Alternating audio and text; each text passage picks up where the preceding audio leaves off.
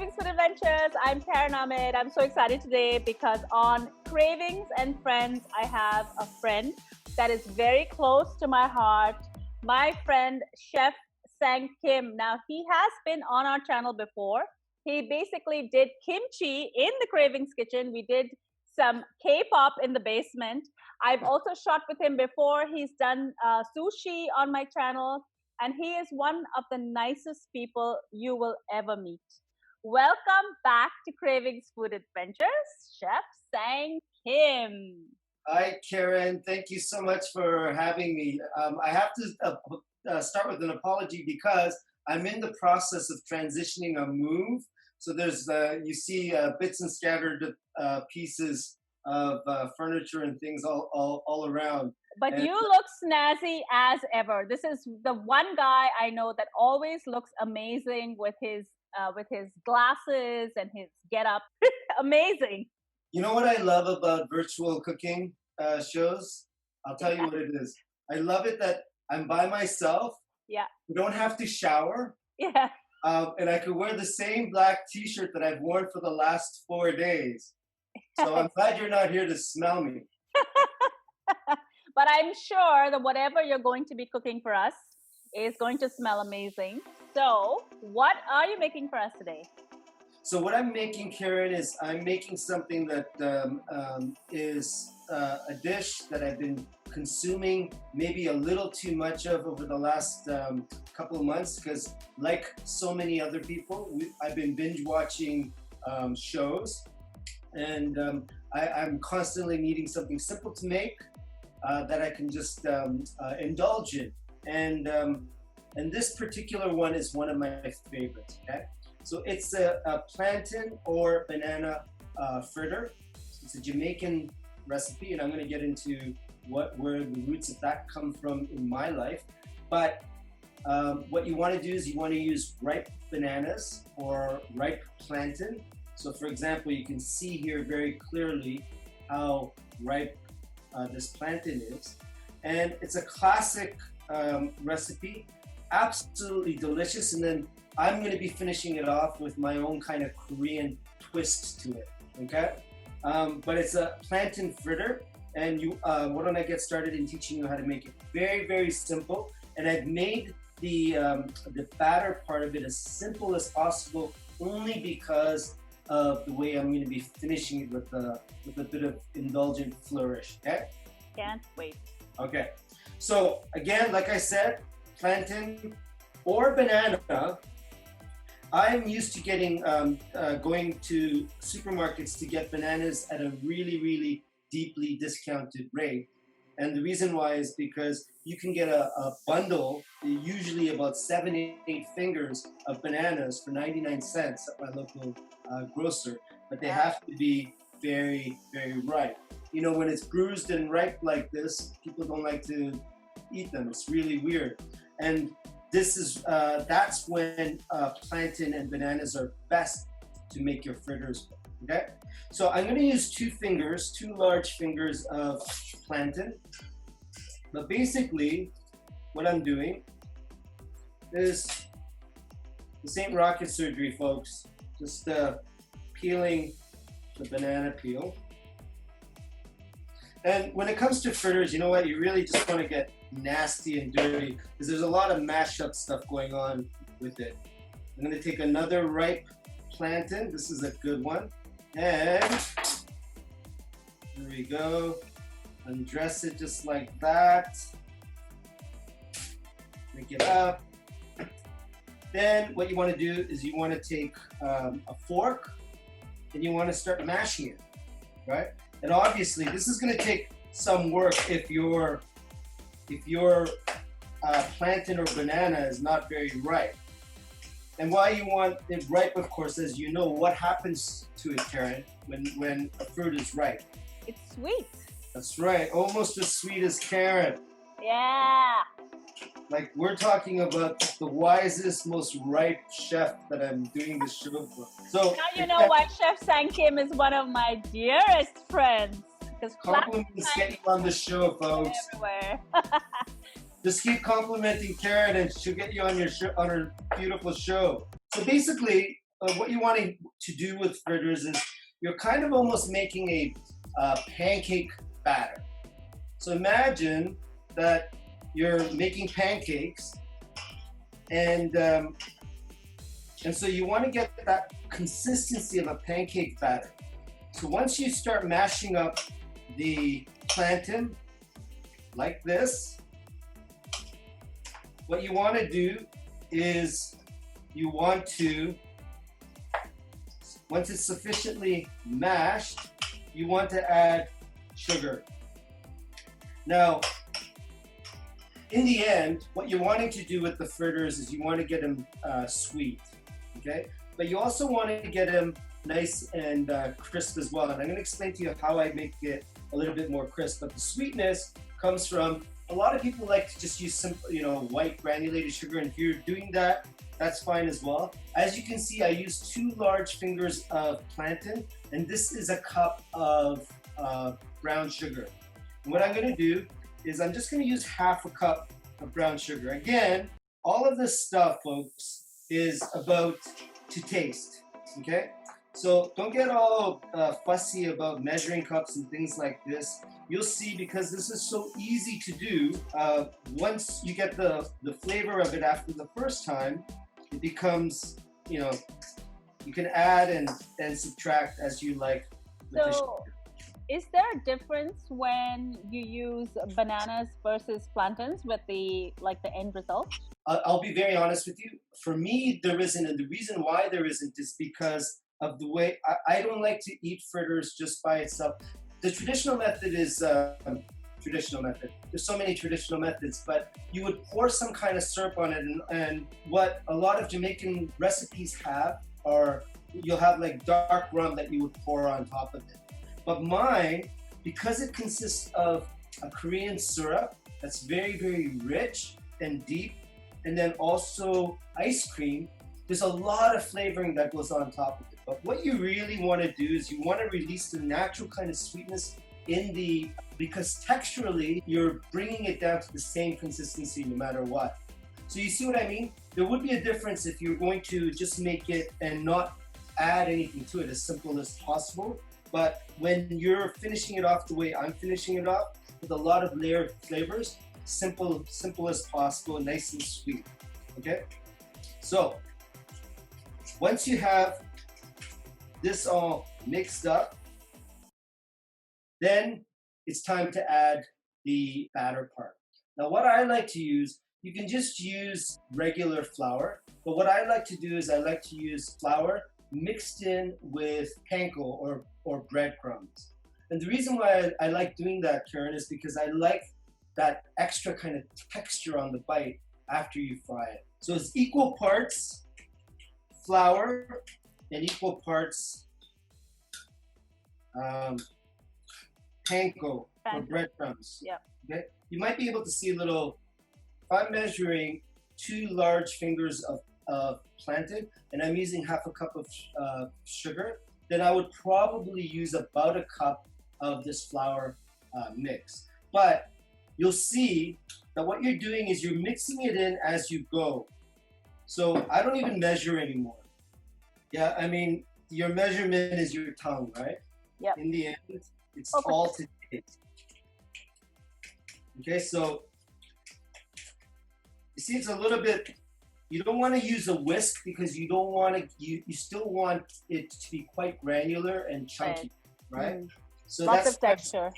Right. That's why I'm using a fork. But you want to get the kind of runniness that you would get for a good pancake batter as well. All right. So basically, what we're doing is we're making a pancake batter using banana. And again, you see. I like the idea that I just love the combination of flour and panko, because I would not have thought about using breadcrumbs in a batter, but I think it makes perfect sense. Yeah, I mean, sometimes you would also use, what you would do is you would almost, like when you're making more rounder type of fritters, more fuller, where it's a lot more meaty, then you would do your typical, egg wash, and you do your flour, your egg wash, and your panko. Right. But this, because I'm doing more of a flatter, classic or traditional type of fritter style, which is basically like misshaped large coins, right? With not too much thickness, it all kind of falls apart when you're using that 3-step process. Now, add just a pinch of salt, right? And cinnamon. Cinnamon. Yes, you can't. I have to tell you, with what I'm going to be mixing it, how I'm going to be finishing it, and with the ice cream, banana cinnamon ice cream, right? We're Siamese triplets attached by the head. Okay. Okay. So I just want to make sure that I got the right kind of texture. So I'm going to use a spoon, kind of measure this. So it's a little thick, so I don't need to add any more flour to it. But what I need to do is just mash up the chunks of plantain a little bit more. Release some of its liquid. Okay, folks, so this is how you make the Korean syrup. This is classic, okay? What you're using, of course, is gochujang. Right? This is my most favorite ingredient, let me tell you, gochujang. I love it. This is your staple Korean fermented chili paste. Every single Korean who calls themselves a Korean, so if you ever meet anybody who says, I'm Korean, the first question you should always ask is never, do you own a convenience store? Because that's insulting. But what you should be asking them is, do you have your own fermented chili paste at home? And if they say yes, it's about 90% of Koreans, then you ask them, have you made your own? And 90%, 95% of that 90% will say no. Right. Then you can, at that very moment, deny them their Koreanness, okay? Okay. So I like it. This is just a very, very simple mix. So you have a spoonful of chili paste, okay? Mine's a bit gooey. Again, equal parts sesame oil. Oh, another favorite. And this is the Canadian spin to it, of course. It's syrup, Canada. Equal parts maple syrup. And you want it syrupy. The gochujang itself is going to make it a little bit more of a pastier thing. But you're like a mad scientist, because I would have never in a million years thought of putting those three things together. Maybe the gochujang and the sesame oil, but I think the maple syrup is a really good twist. Yes, and again, people would sometimes just use regular sugar or brown sugar. Yeah. Right?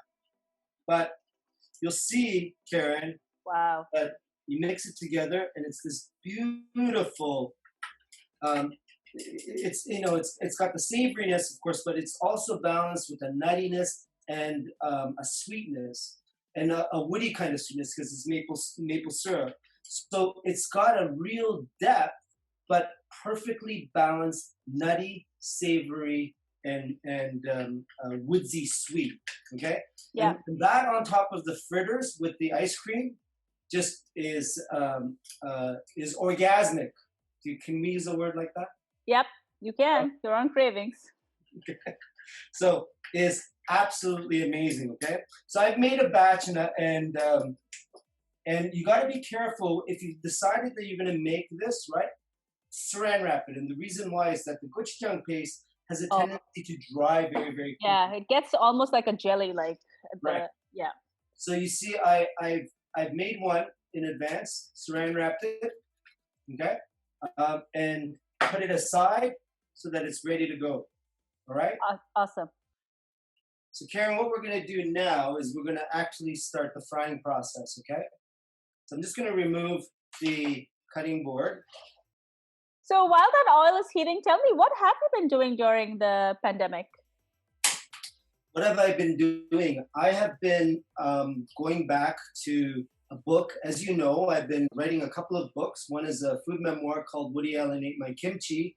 And my other book, which is a collection of short stories called Eating Dogs. So I've completed my Eating Dogs manuscript, and that's ready to get sent out. And then I decided, because it's been a pandemic that's been converging with the protests, I decided that I was also going to launch a blog called Letters to a Non-Native Speaker.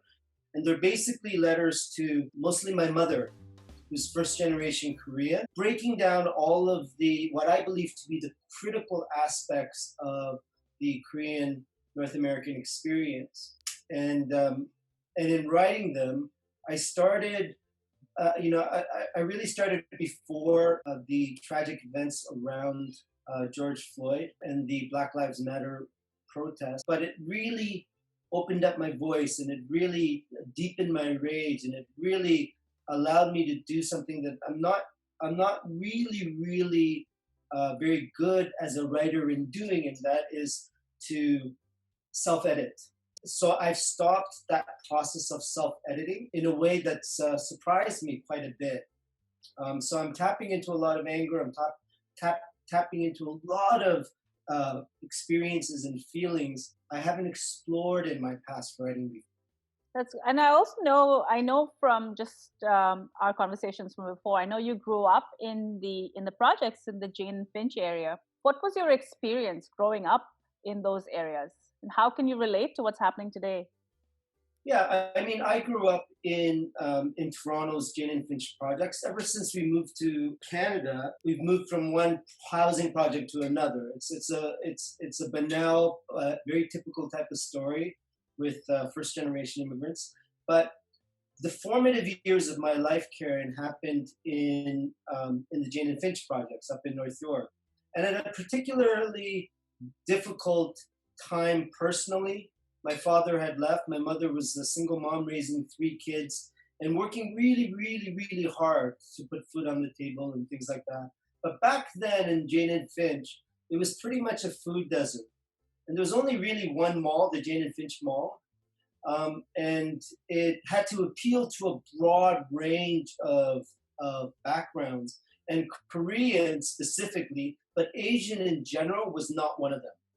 And so what I found happened was that there was a real profound sense, as I understand it now looking back, a real profound sense of cultural rootlessness. You know, this real disconnect that happened between my life as it was lived in Korea to what is spaghetti and meatballs? What the hell does that mean? What is a pizza? How do you make that? And so that food desert created a real chasm or rift in my life. But my particular housing project consisted of about 80% Jamaicans. And I'll tell you an anecdote. My backyard faced an alley, and right on the other side of the alley, family's backyard faced ours. The most was an extremely beautiful, kind, warm family who, a lot of Canadians will know the one of them. That's Jully Black, the R&B star, and a lovely mother who raised 3 daughters, and Jully was the youngest. And the mother always knew that with an absent mother, because my mother was working all the time, us 3 kids on our side was often pretty hungry, right? Not all the time. My mother did as good a job as she could to leave food on the table, but right. there was a great deal of absenteeism. And this is where a great community like Jane and Finch really picked up the ball. And the mother always made sure that if we were ever hungry, we were always welcome to their home to eat. And that's where Jamaican stuff rubbed off. And I learned a lot about Jamaican food because of its similarities with Korean. It's that robustness. It's that, if I can say, like Bayesian cuisine is right. really kind of mild. It's more Japanesey. Jamaican is definitely in your face, Korean style. One of the things that of course I grew up tasting was these plantain or banana fritters. Now you got to make sure that it's pretty. Oh, that's hot. Yeah, it's pretty hot. Whoa. Whoa. And you're looking at about like, you know what, you're not deep frying this. It's very careful. You got to be careful that the oil is just like kind of just below the surface of the top of the fritters. Okay. And what I want to do is, because I'm I made them pretty thin. You can see from the size of my spoon that I made it pretty thin.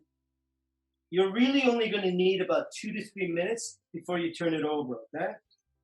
Make sure that the bottoms are not sticking. A good skillet, cast iron skillet, is excellent, but equally as good are these Korean type of frying pans. I like to flip them around a couple of times. So, you know, the oil you're using, you see how thin layer of oil that I put there? So that the top rises above it, Right. so that it can dry pretty easily. But, you know, you need to use, of course, a hot oil.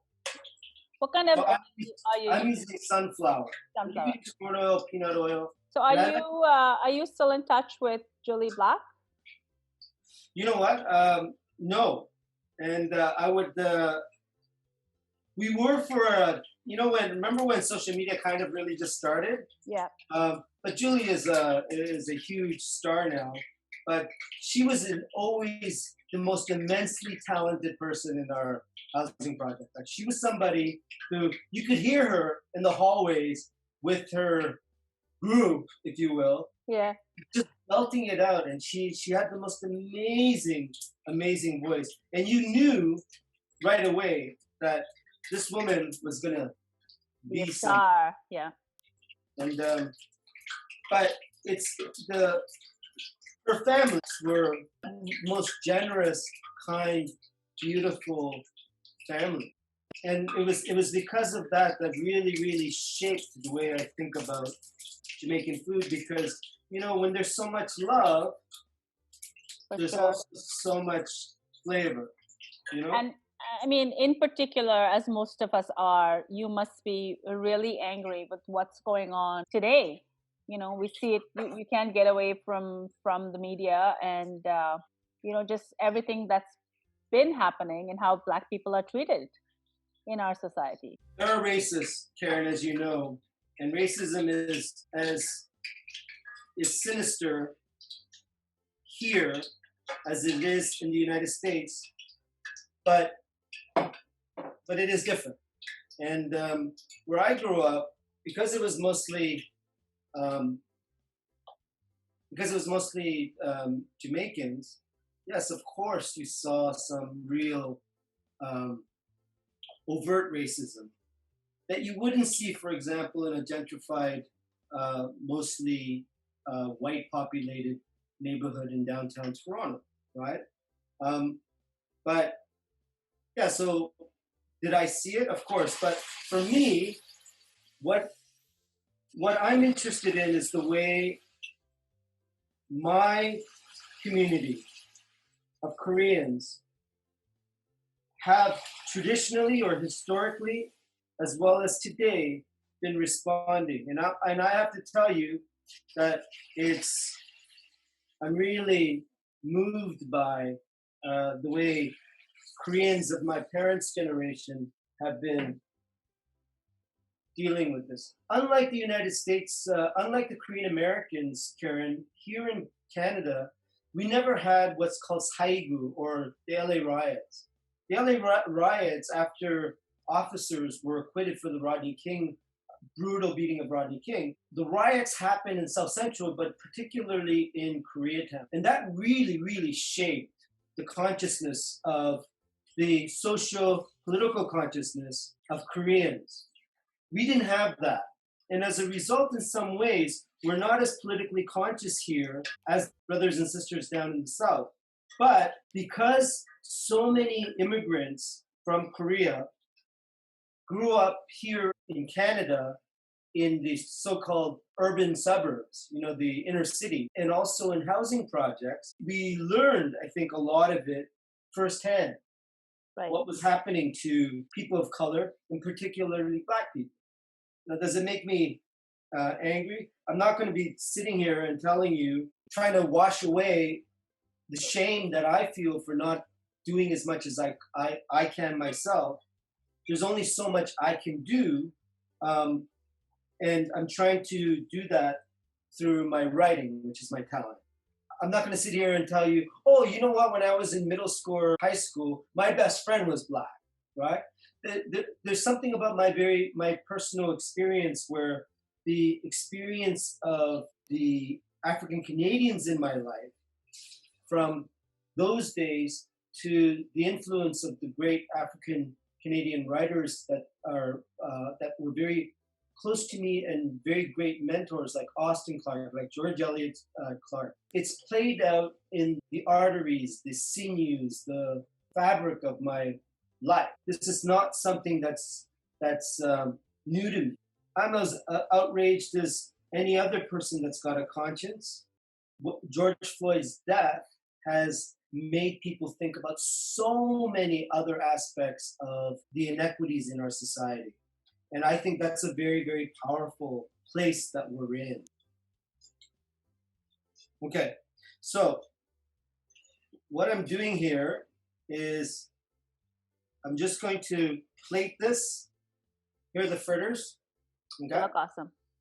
And then I'm going to just quickly dry them with a paper towel. I'm going to plate it, get the ice cream and the syrup, and figure out how I'm going to eat all of these by myself. I know, you can't even share it with me.